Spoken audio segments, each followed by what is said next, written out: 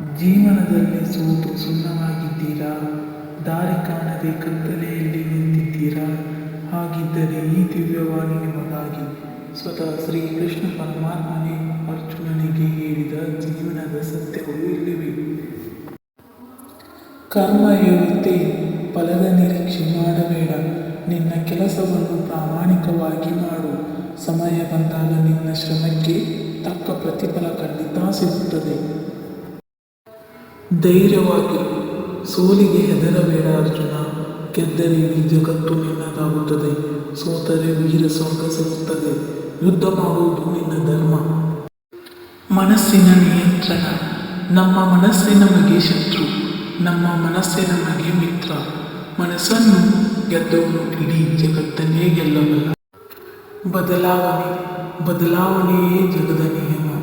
ನಿನ್ನೆ ನಿನ್ನದಾಗಿದ್ದು ಇಂದು ಇನ್ನೊಬ್ಬರದ್ದು, ನಾಳೆ ಮಗದೊಬ್ಬರದ್ದಾಗುತ್ತದೆ.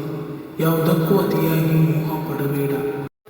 ನೆನಪಿಗೆ, ಕತ್ತಲೆಯ ನಂತರ ಬೆಳಕು ಬಂದೇ ಬರುತ್ತದೆ. ಕೃಷ್ಣನ ಈ ಮಾತನ್ನು ನಿಮ್ಮ ಜೀವನದಲ್ಲಿ ಹೊಸ ಆಶಾಕಿರಣ ಮೂಡಿಸಲಿ. ಶುಭವಾಗಲಿ.